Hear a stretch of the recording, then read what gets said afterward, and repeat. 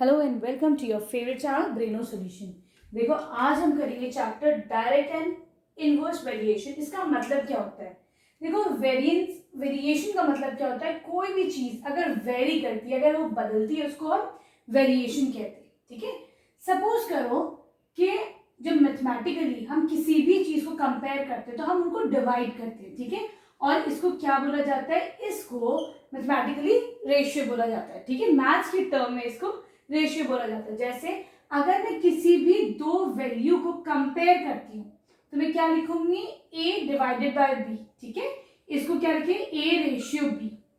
ठीक है, क्लियर है? इसको हम रेशियो बोलते हैं। कोई पूछे रेशियो क्या होता है? It is basically comparison of two quantities. कोई भी दो क्वांटिटीज का जो कंपैरिजन होता है उसको रेशियो बोला जाता है। ठीक है, चलो अब देखते हैं दूसरी चीज आती है हमारे पास, प्रोपोर्शन। अब ये प्रोपोर्शन ये सुना होगा, जब आपकी मम्मी कोई भी रेसिपी बनाती, कुछ बनाती, खाना पीना, कभी कभार वो क्या होता है, किसी में नमक तेज, किसी में मिर्च कम, तो क्या बोला जाता है? आज इसका प्रोपोर्शन बिगड़ गया। ठीक है, होता है ना, प्रोपोर्शन बोला जाता है। वहां पे ये वर्ड सुना होगा। प्रोपोर्शन क्या होता है? जब किसी भी, जिसे तुमने a को b से कंपेयर करा, ठीक है, और c को d से कंपेयर करा, ये आपस में क्या हो जाएगा? इफ दे आर, अगर इनका कंपैरिजन इक्वल है तो दे आर इन प्रोपोर्शन। ठीक है, तो ये क्या बोला जाएगा? अगर इन दोनों के रेशियोज इक्वल है कि a is to b and c is to d are in proportion, ये आपस में प्रोपोर्शन में है। क्लियर? ठीक है, दूसरी चीज देखते हैं। ये वाली जो टर्म है, ये इसको बोला जाता है एक्सट्रीम वैल्यूज। ठीक, और जो ये वाली टर्म्स है अंदर वाली, इनको बोला जाता है मीन वैल्यूज। ये कैसे याद रखोगे? देखो उसका भी तरीका है। हम a बाय b कैसे लिख सकते हैं? a रेशियो b ऐसे लिखेंगे। c is to d कैसे लिखोगे? c is to d। ठीक है, और ये जो प्रोपोर्शन वाला साइन होता है, ये क्या होता है? ये तुम 4 डॉट से शो करोगे। ठीक है, तो पहला और आखिरी तो हो गया एक्सट्रीम वैल्यूज। ठीक है, एक्सट्रीम मतलब क्या होता है? अंत की वैल्यू। तो पहला ये एक्सट्रीम, दूसरा ये एक्सट्रीम, बीच के जो वैल्यूज होते हैं इनको क्या बोला जाता है? Mean values. ठीक है, क्लियर? एक और प्रॉपर्टी होती है that the product of extreme values, मतलब a into T is equal to product of mean values, this is equal to b into C. अगर तुम इन दोनों का प्रोडक्ट करोगी तो वो इन दोनों के मल्टीप्लीकेशन के बराबर होगा। ठीक है, आया समझ में ये वाली प्रॉपर्टी? चलो अब थोड़ा सा हम पढ़ते हैं, वेरिएशन के बारे में पढ़ते हैं। ठीक, तुम सपोज करो एक चॉकलेट तुम्हारी 10 रुपए की आ रही है। ठीक है, तो ये बताओ 3 चॉकलेट्स, देखो ऐसे देखते हैं हम, नंबर ऑफ चॉकलेट्स, ठीक है, और उनका प्राइस। एक चॉकलेट अगर तुम्हारी 10 रुपए की है तो 3 चॉकलेट्स कितने की आएंगी? 30 रुपीज की होंगी। ठीक है, तो देखो जैसे जैसे नंबर ऑफ चॉकलेट्स बढ़ेंगी वैसे वैसे तुम्हारा उसका प्राइस भी बढ़ेगा, है कि नहीं? तो ये चीज आपस में क्या है? क्या है ये? डायरेक्ट वेरिएशन हुआ। ठीक है, एक बढ़ रहा है तो दूसरा भी बढ़ रहा है। ठीक है, मानो तुम, एक और एग्जांपल लेते हैं। मानो मैं जो हूं, एक पेज राइटिंग जो है वो 10 मिनट में करती हूँ। ठीक है, तो ये बताओ मैं 2 पेज हैंड राइटिंग कितनी देर में करूंगी? ऑब्वियसली 10 मिनट में पहला पेज, अगला पेज फिर से 10 मिनट में, तो 20 मिनट में हुआ। अब देखो नंबर ऑफ पेजेस बढ़ रहे हैं तो मेरा टाइम भी बढ़ रहा है कि नहीं? इसका मतलब ये दोनों आपस में क्या हो गए? डायरेक्टली प्रोपोर्शनल हो गए। एक बढ़ रहा है तो दूसरा भी बढ़ रहा है, दूसरा बढ़ रहा है तो तीसरा भी बढ़ रहा है कि नहीं? ठीक है, आया समझ में? इसके एक साइन हो, इसको हम बोलते हैं डायरेक्ट वेरिएशन। ठीक है, और इसका साइन क्या होता है? ये साइन होता है इसका प्रोपोर्शनल होने का। ठीक है, कि ये डायरेक्टली प्रोपोर्शनल है। ठीक है, क्लियर? लेकिन देखो वही एक चीज होती है इनवर्सली प्रोपोर्शनल। अच्छा चलो उससे पहले एक और चीज पढ़ते हैं हम। अब देखो अगर मैं 1 इन दोनों का रेशियो लेती हूँ तो वो इन दोनों के रेशियो के बराबर आएगा, है कि नहीं? 1:10 इज इक्वल टू 2/20। मैंने इन दोनों का रेशियो किया, वो किसके इक्वल होना चाहिए? इन दोनों के रेशियो के, है कि नहीं? ठीक है, तो देखो यहाँ पे कितना आया? 1/10। यहाँ पे कितना है? ये भी 1/10। तो यहाँ पर हमें वैल्यूज 1/10 मिल रही हैं। ठीक, ये क्या बोला जाता है? इस वैल्यू को हम डिनोट करते हैं के से, या फिर क्या बोला जाता है? Constant of variation. ठीक है, ये वैल्यू क्या होती है, कांस्टेंट ऑफ वेरिएशन। ठीक, चलो अब हम चलते हैं अपना इनवर्स प्रोपोर्शनल पे कि इसका मतलब क्या होता है। ठीक है, ये इनवर्स वेरिएशन क्या होता है। ठीक है, मानो तुम्हारे स्कूल में एक फंक्शन है, ठीक है, एनुअल फंक्शन की तैयारी चल रही है, 50 बच्चे सीटिंग अरेंजमेंट कर रहे हैं। ठीक है, उनको 1 घंटा लग रहा है। टाइम कितना लग रहा है, 1 घंटा लग रहा है। ठीक है, तो प्रिंसिपल सर बोलेंगे भाई ये तो बड़ा टाइम लग रहा है। वो कहेंगे बच्चे बढ़ा दो, टीचर से बोलेंगे अभी 50 बच्चे सीट्स लगाए थे, एक काम करो अब 100 बच्चे सीट्स लगाएंगे। ठीक है, अब ये टाइम बढ़ेगा या कम होगा, ऑब्वियसली ये टाइम कम हो जाएगा। अब वो आधे घंटे में भी सीट्स लगा सकते हैं, है ना। इसका मतलब ये क्या हुआ, यहाँ पे ये बढ़ रहा है तो तुम्हारा ये टाइम कम हो रहा है कि नहीं। इसका मतलब ये कैसा है, ये इनवर्सली प्रोपोर्शनल है। ठीक है, समझ में आया, ये इसको इनवर्स वेरिएशन भी बोला जाता है। क्लियर है, ठीक है। चलो अब एक आध क्वेश्चन देखते हैं तो उससे हमें और क्लियर हो जाएगा। देखो पहला तुम्हारा क्वेश्चन है कि हमें ये बताना है ये डायरेक्ट वेरिएशन है या इनवर्स वेरिएशन है। देखो एक टैंक है पानी की, ठीक, ऐसी तो होती है पानी की टैंक, ये 3 घंटे में भरती है। ठीक है, तो ये कह रहे हैं कितनी भरेगी 1 घंटा और 30 मिनट्स में। पूरी टैंक तो 3 घंटे में भरती है, अभी देखो टाइम कम हो गया तो टैंक ज्यादा भरेगी या कम भरेगी, ऑब्वियसली टैंक क्या हो जाएगी, वो अब कम भरेगी। 1 घंटा 30 मिनट में टैंक आधी के करीब भरेगी, है ना। ठीक है, आया समझ में। इसका मतलब ये दोनों आपस में क्या है, डायरेक्ट वेरिएशन है। ठीक है, एक बढ़ता है टाइम बढ़ेगा तो टैंक भी पूरी भरेगी, टाइम कम होगा तो टैंक थोड़ी भरेगी। आया समझ में। चलो अब चलते हैं हम इसके बी पार्ट पर। यहां पर है your height and your weight. ठीक है, योर हाइट एंड वेट। तो देखो छोटे बच्चे जब होते हैं उनकी हाइट भी छोटी होती है, उनका यूजुअली देखो कोई एक एक्सेप्शनल केस हो तो वो अलग बात है, छोटा सा बच्चा कोई गोलू मोलू हो, ठीक है, लेकिन हाइट कम तो वेट कम।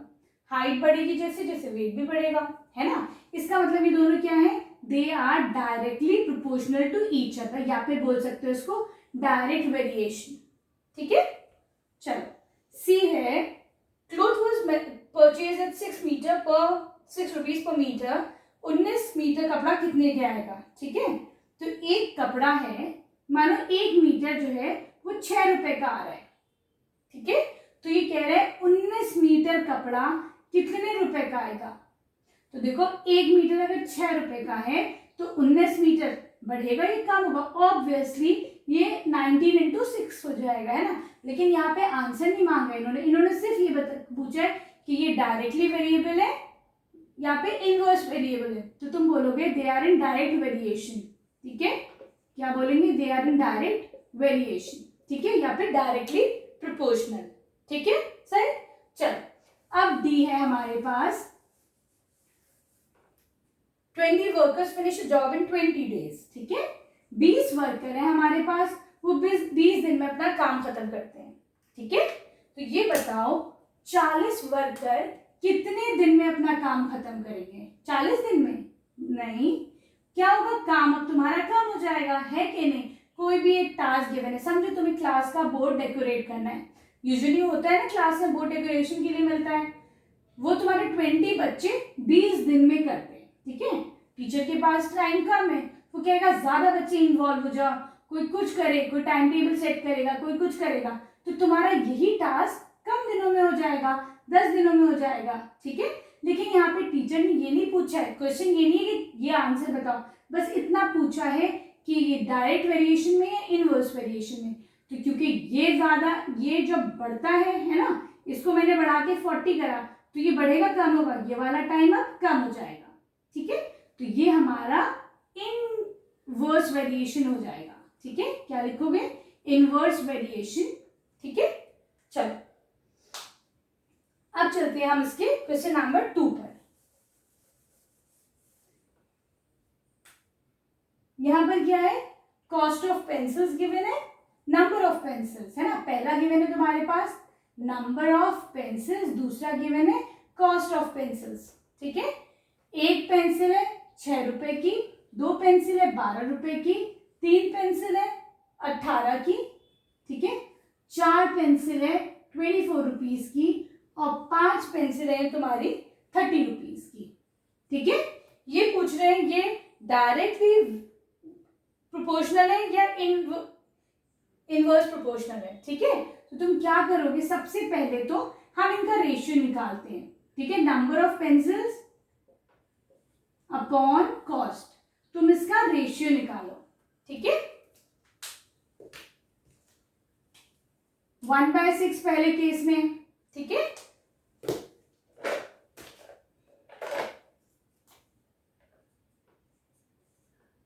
अगले केस में पहुंचो, इसमें कितना है 2/12, ये कितना आ जाएगा 2 1 2 2 6 12, फिर 1/6 है ना।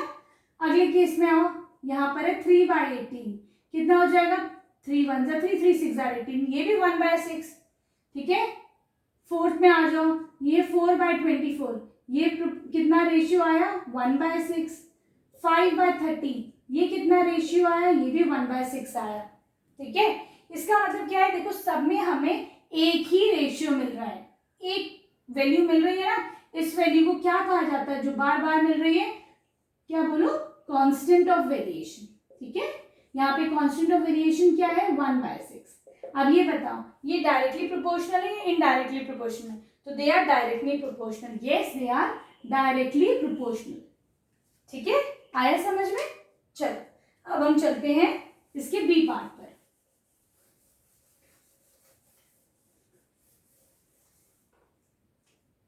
यहाँ पर है हमारे पास टाइम है और डिस्टेंस है, ठीक है। जब तुम ट्रेवल करते हो, मानो 1 घंटे में यहाँ पर 60 किलोमीटर ट्रेवल किया जा रहा है, 2 घंटे में 120, 3 घंटे में 160, 4 घंटे में 224, 5 घंटे में 300, ठीक है।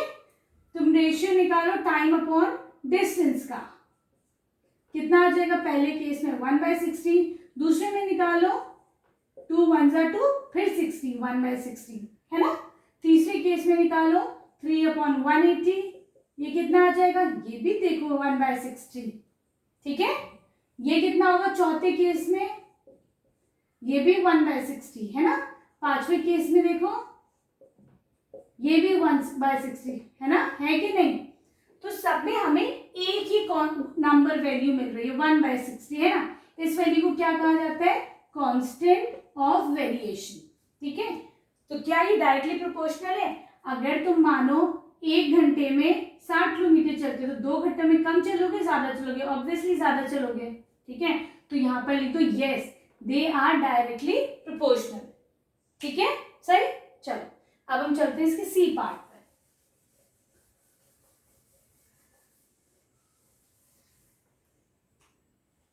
यहाँ पे तो बस कुछ वैल्यूज है एक्स की और वाई की, यहाँ है 1/, ये है, फिर अगला you have 2 0 0.8, then you have 3.25 1.3 6.4 2 6.0 3.4 2.4, फिर अगली क्या है तुम्हारे पास 8.75, और यहां पर है 3.5, ठीक है। क्या करोगे, फिर से रेशियो निकालो x/y का, पहले केस में है, ठीक है, एक डेसिमल से एक डेसिमल कैंसिल, क्या मिला तुमको 5/2, ठीक है। अगले केस में आ जाओ, ये है 2/0.8, ठीक है।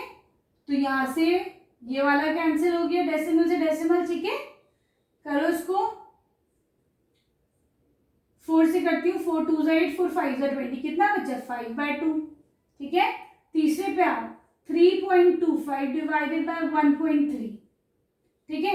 इससे अगर मैं डेसिमल हटाती हूँ तो नीचे मुझे 2 0 लगाने पड़ेंगे, यहां से डेसिमल हटाती हूँ तो ऊपर मुझे 1 0 लगाना पड़ेगा, ठीक। 1 0 से 1 0 कैंसिल आउट, ठीक है। अब देखो तुम किससे जाएगा, 5 से करती हूं मैं, 5 2 10, 5 कितना हो जाएगा, 5 6 30, 2 बचा, 5 5 25, ठीक है। अब तुम किससे कर सकते हो, रुको, ये तुम्हारा हो जाएगा 13 इंटू 5, 13 5 हाँ 13 5 65 होता है ना। तो ये 5 से गए कितना बचा, फिर से ये बचा 5/2। ठीक है, ऐसे ही तुम इसको करो और इसको करो, दोनों में भी तुम्हारे पास आंसर सेम आएगा 5/2। तो देखो जब मुझे सब जगह 5/2 मिल रहा है, इसका मतलब ये क्या है, this is constant of variation. ठीक है, आया समझ में। और यहाँ पर ये डायरेक्टली प्रोपोर्शनल है, इनडायरेक्टली प्रोपोर्शनल है, तो ये दिस इज डायरेक्टली प्रोपोर्शनल। ठीक है, चलो अब हम चलते हैं अपने क्वेश्चन नंबर 3 पर। देखो क्वेश्चन नंबर 3 में ना ये आपस में डायरेक्टली वेरिएबल है। ठीक है, इसका मतलब क्या हुआ कि x/y इज इक्वल टू 2/3। ठीक है, दिस इज इक्वल टू, मैं इसको x मान लूं तो ये 4/x, अच्छा नहीं x तो क्योंकि ये है मैं इसको a मान लेती हूँ। ठीक है, सही। तो देखो यहाँ से a की वैल्यू मिल सकती है कि नहीं मिल सकती है, तुम क्या करोगे, a को ऊपर ले आओ। ठीक है, a ऊपर आ जाएगा, 2a बन जाएगा, ये 4 है, ये 3 में ऊपर ले आओ, या अभी रुको अगले स्टेप में लाएंगे। ठीक, ये 3 ऊपर आ जाएगा, 3 इधर आ गया। ठीक है, ये 2 इधर आ जाएगा डिवीजन में। ठीक, तो ये हो जाएगा आपका 2, 2 3 जा 6, यहाँ पे कितना आ गया, ये 6 आ गया। आया समझ में। चलो इसको तुम b मान लो। ठीक है, चलो फिर से देखते हैं हम। अब देखो क्योंकि डायरेक्टली वेरिएबल है ना, तो देखो 2/3 इज इक्वल टू b/12 कर दो, इसका तुम प्रोपोर्शन लो इसके साथ, this is equal to b/12 हो जाएगा। ठीक है, ये लोग डायरेक्टली प्रोपोर्शनल है ना। चलो अब देखो b को यहीं छोड़ो, 2/3, ये 12 इधर आ जाएगा, मल्टीप्लीकेशन में हो जाएगा। ठीक, 3 4 से 12, ये हो जाएगा 8, b इज 2 4 से 8, b इज इक्वल टू आ गया तुम्हारे पास 8। ठीक है, चलो अब देखते हैं अगला। ये एक्सरसाइज ना मुझे देखो 2 पार्ट्स में करनी पड़ेगी, तो तुम दोनों वीडियोस देख लेना, काफी लंबी एक्सरसाइज है ना, एक उसमें करूंगी तो हो नहीं पाएगा। चलो अब हम 2/3 का निकालते हैं प्रोपोर्शन किससे, इसको मैं c मान लूं तो c/15 से करो। ठीक है, c को यहीं छोड़ो, ये 15 ऊपर चला जाएगा मल्टीप्लीकेशन में, 2 5 जा 10, तो c कितना हो गया तुम्हारा 10। ठीक है, आ रहा है समझ में, आसान लग रहा है। चलो अभी तुम्हारे पास ये, इसको तुम मान लो d है ना, तो 2/3 is equal to 12/d, d ऊपर चला जाएगा, ये हो जाएगा 2d, ये 3 इधर आ जाएगा, तो ये हो जाएगा 12 इंटू 3, इस 2 को ये मल्टीप्लीकेशन में यहाँ के डिविजन में हो जाएगा, 2 6 है 12, 3 6 are 18, तो यहाँ पे तुम्हारे पास आ जाएगा 18। ठीक है, क्लियर, आगे समझ में। चलो अब चलते हैं इसके बी पार्ट पर। देखो यहाँ पे बी पार्ट में क्या है, ये फिर again they are directly proportional. ठीक है, इसका मतलब क्या है, x/y इज इक्वल टू, मैं इसको a मान लूं। ठीक है, तो यहाँ पे 2/2 हो जाएगा। ठीक है, सही। तो देखो ये इसके इक्वल है ना, तो ये फौरन हम पता लगा देंगे कि ये इसके इक्वल होगा। ठीक, तो यहाँ पे a की वैल्यू 1 हो जाएगी। ठीक है, क्लियर। अब देखो क्योंकि ये इसकी इक्वल है, ये इसकी इक्वल है, ऑब्वियसली डायरेक्टली प्रोपोर्शनल है, तो ये इसके इक्वल हो जाएगा, तो तुम्हें पूरा सॉल्व करने की जरूरत नहीं है यहाँ पे। ठीक है, ये कितना हो जाएगा, इसको 2.5 लिख दो या 2 1.5 लिख दो, आगे वाला क्या हो जाएगा, लास्ट वाला नीचे हाफ है तो बेटा ऊपर भी हाफ हो जाएगा। ठीक है, आया समझ में। चलो अब इसका जो सी पार्ट है वो सेम उस पे ही है। अब हम क्वेश्चन नंबर 4 करते हैं। ठीक है,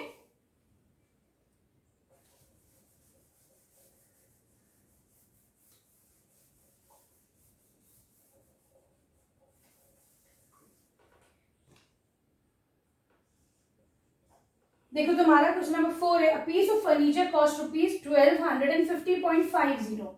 मतलब एक फर्नीचर, सपोज करो तुमने एक कुर्सी खरीदी, ठीक है, उसकी कॉस्ट क्या है 1250.50 ठीक है। यहाँ पे ऐसा करो, मैं यहाँ लिख देती हूँ नंबर ऑफ चेयर्स। ठीक है, एक चेयर खरीदते हो तो उसकी कॉस्ट जो है वो कितनी आई है तुम्हारे पास 1250.50। ठीक है, सही है। अब ये कह रहे हैं कि ये बताओ तुम्हारी 13 फर्नीचर, 13 सपोज करो, चेयर गलत लिख दी तो हमने सपोज किया था, ठीक है, वो कितने का आएगा। तो ऑब्वियसली जैसे जैसे तुम नंबर ऑफ फर्नीचर बढ़ाओगे तुम्हारी कॉस्ट बढ़ेगी ना, तो ये आपस में क्या होंगे, डायरेक्टली प्रोपोर्शनल होंगे। ठीक है, तो इसको कैसे लिखोगे तुम, 1 ये कर दोगे इसकी कॉस्ट। ठीक है, दिस इज इक्वल टू 12 इसको x मान लो, 13 x। ठीक है, यहां से क्या होगा, अब देखो ये x उठकर ऊपर आ जाएगा, 1 इंटू एक्स हो गया x। ठीक है, नीचे तुम्हारा है 1250.50, दिस इज इक्वल टू 13। ठीक, अब मैं इसको डिनोमिनेटर से उठा के इज इक्वल टू की दूसरी तरफ लाऊंगी तो ये न्यूमिनेटर में आ जाएगा। ठीक है, सही, ये देखो डिवीजन में था, यहाँ आके मल्टीप्लीकेशन में हो गया, तो इसे जब तो हम मल्टीप्लाई करेंगे तो हमें क्या आंसर मिलेगा, 16256.50। यूनिट मत भूलना, रुपीज लगाना। ठीक है, तो तुम्हारे 13 फर्नीचर इतने रुपीज के आएंगे। क्लियर है? ठीक है, चलो अब हम चलते हैं क्वेश्चन नंबर 5 पर। देखो क्वेश्चन नंबर 5 में क्या है, ये कह रहे हैं तुम्हें वेट गिवन है चावलों का। ठीक है, और उनकी कॉस्ट गिवन है। कह रहे हैं 36 kg जो चावल है वो हमारे कितने के आए, 180 रुपए के आए। ठीक है, तो तुमको 1 क्विंटल चावलों का वो चाहिए, प्राइस चाहिए 1 क्विंटल। ठीक है, तो 1 क्विंटल जो होता है वो 100 किलो के बराबर होता है। ठीक है, सही, तो मैं यहाँ पे 1 क्विंटल नहीं लूंगी क्योंकि ये तो केजी में है, तो इसे भी केजी में होना चाहिए। ठीक, तो मैंने 1 quintal is equal to 100 kg लिख दिया। क्लियर है? इसका प्राइस के लिए तुम इसको x मान लो। ठीक, क्या करोगे, 36/180, this is equal to 100/x। ठीक है, ये x ऊपर हो जाएगा तो ये कितना बन जाएगा, 36x। ठीक, अगले स्टेप में ये डिनोमिनेटर से उठा के इसको न्यूमिनेटर में ले आओ। ठीक है, ये 36 इधर मल्टीप्लिकेशन में है, इधर आएगा तो कितना हो जाएगा, डिवीजन में हो जाएगा। क्लियर? तो इसको जब तुम मल्टीप्लाई करोगे you get the answer as ₹500। ठीक है, आई होप अच्छे समझ में आया होगा। चलो अब हम चलते हैं इसके क्वेश्चन नंबर 7 पे, क्योंकि 6 में बिल्कुल ऐसा ही है। ठीक है,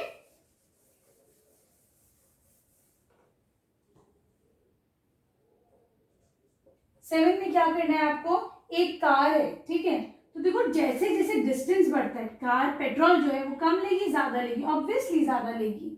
ठीक है, तो इसका मतलब ये आपस में क्या है, डायरेक्टली प्रोपोर्शनल होते हैं। ठीक है, वो कार 204 किलोमीटर चलती है 13.6 लीटर्स ऑफ पेट्रोल पे। ठीक है, तो आपको बताना है 27.2 लीटर्स कितने पेट्रोल पे चलेगी। तो मैं इसको x मान लूं क्योंकि ये डायरेक्टली प्रोपोर्शनल, तो मैं क्या कर सकती हूँ, इसको इससे डिवाइड करो, उसका रेशियो निकालो, दिस इज इक्वल टू इसका इससे रेशियो निकालो। ठीक है, ये x डिनोमिनेटर में, इसको ऊपर लेके आ जाओ। ठीक, ये डिनोमिनेटर में ये ऊपर आ जाएगा। ठीक है, ये इधर मल्टीप्लिकेशन में जा रहा है, इसको इधर ले लो। ठीक है, क्लियर है? इधर एक डेसिमल इधर हटाओ, 00 नीचे लगा दो। ठीक है, तो इसको जब तुम मल्टीप्लाई करोगे तो तुम्हारे पास यहाँ पे आंसर आ जाएगा 408 किलोमीटर। क्लियर है? ठीक है, चलो अब हम चलते हैं क्वेश्चन नंबर 8 पर।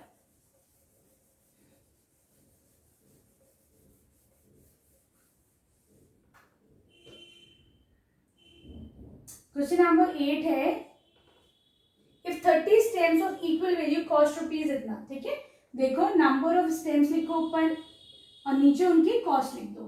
ठीक है, ये कह रहे हैं 30 स्टेम जो है तुम्हें 150 रुपए के पड़े, 150 या 1500, नहीं 150 के पड़े। ठीक है, तो तुमको बताना है कि 200 रुपए के मेरे पास कितने स्टेम्स मैं ले सकती हूँ, क्योंकि डायरेक्टली प्रोपोर्शनल के जैसे जैसे नंबर ऑफ स्टेम्स बढ़ेंगे उनकी कॉस्ट भी बढ़ेगी।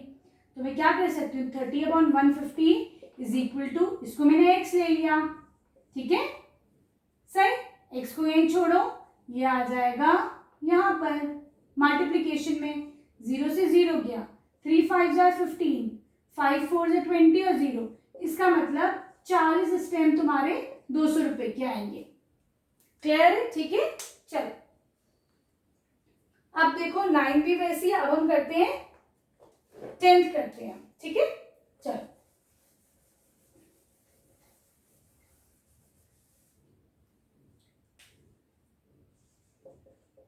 एक देखो, जो यूएस डॉलर जो होता है, ये ऑस्ट्रेलियन डॉलर जो होता है, उसकी जो वैल्यू होती है वो रुपीस के साथ ना चेंज होती रहती है, किसी दिन बढ़ती है किसी दिन कम होती है, ठीक है, सही। अब ये कह रहे हैं कि लेकिन एक पर्टिकुलर डे पे, लेकिन एक पर्टिकुलर डे पे अगर भाई यूएस डॉलर बढ़ा है तो इंडियन करेंसी भी उस हिसाब से बढ़ जाएगा, ठीक है, आया समझ में। अब ये कह रहा है ना particular day 100 US dollars are worth rupees इतना, ठीक है। तो देखो यहाँ पे लिखो यूएस डॉलर, डॉलर का साइन ये होता है, ये इंडियन रुपीज है तुम्हारा, ठीक है, क्लियर है। तो ये कह रहे हैं 100 यूएस डॉलर तुम्हारे कितने के बैठे हैं, 4833 के, ठीक है। आजकल यूएस डॉलर, एक जो यूएस डॉलर है उसकी वैल्यू समथिंग अराउंड 79.83 कुछ ऐसा है, ठीक है। एक यूएस डॉलर तुम्हारा इतना इंडियन रुपीज में है, ठीक। चलो अब ये कह रहे हैं, ये इसका मतलब काफी पहले की बुक है कि 100 डॉलर तुम्हारा इतने का हो रहा है, ठीक। चलो अब हमको बताना है कि उस दिन इतने पैसों में इंडियन रुपीज 10149.30 कितने यूएस डॉलर्स बनते हैं, ठीक है। तो क्योंकि डायरेक्टली प्रोपोर्शन में तो हम क्या करेंगे, 100/4833 this is equal to x/10149.30, ठीक। क्या करूंगी, ये डिनोमिनेटर में इसको ऊपर ले जाओ,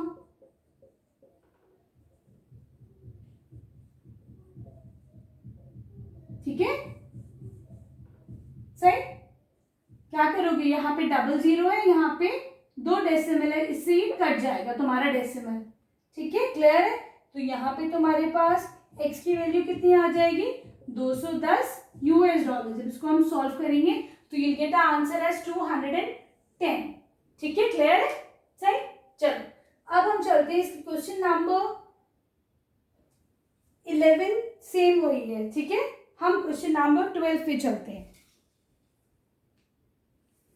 देखो बच्चों क्वेश्चन नंबर 12 में क्या गिवन है कि एक 100 मीटर हाई बिल्डिंग है, ठीक है, उसकी शैडो 72 मीटर्स है, ठीक है। देखो शैडो ऊपर से नीचे तो पड़ती है जमीन पर, ठीक है, क्लियर है।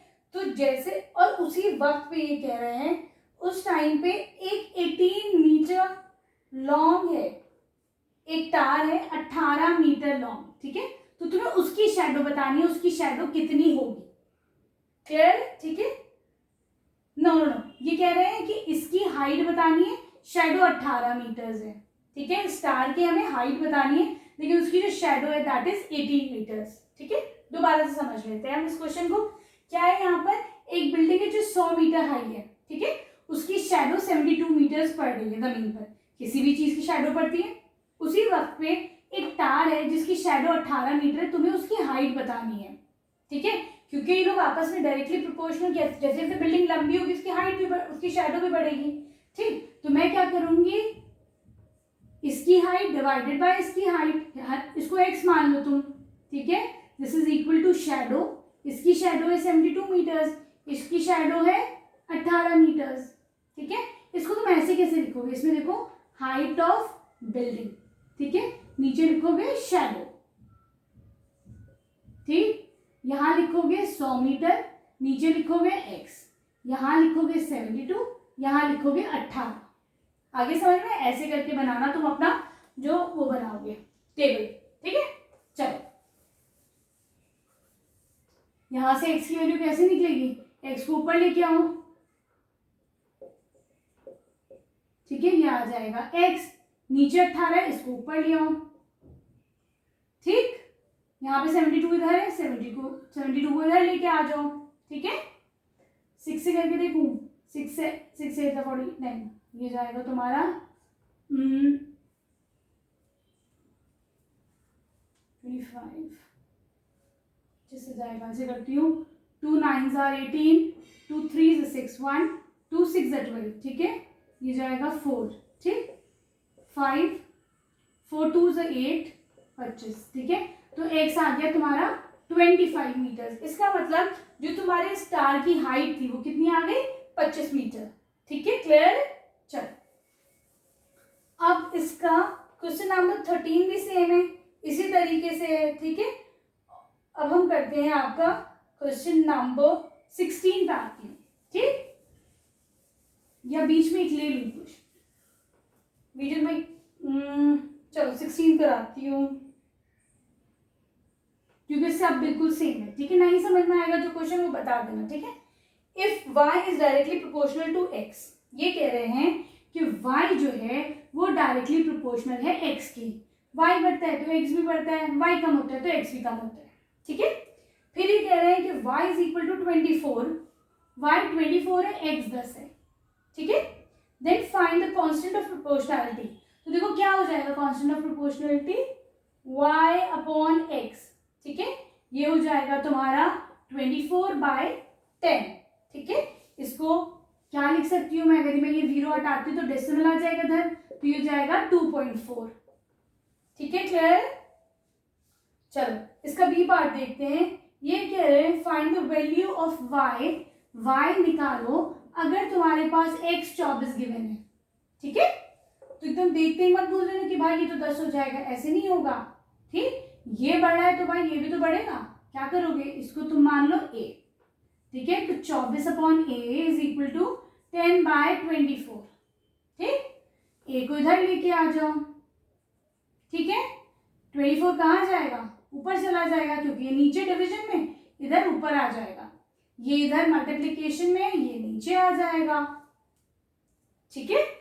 अब इसका जो स्क्वायर होता है वो कितना होता है 576, 10 से डिवाइड करो डेसिमल लग जाएगा, ठीक है।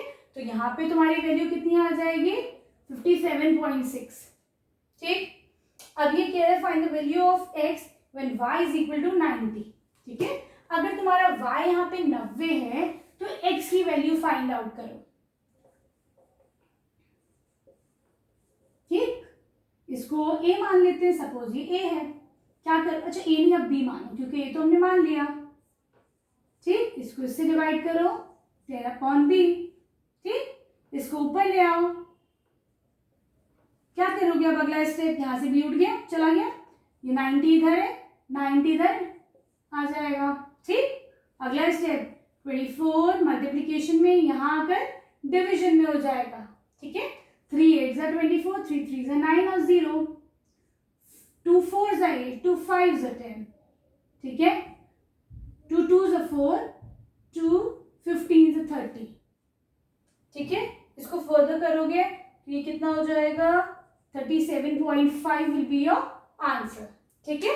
वीडियो अच्छी लगी तो प्लीज चैनल को सब्सक्राइब करना, लाइक करना और ढेर सारा शेयर करना। Thank you for watching Braino solutions.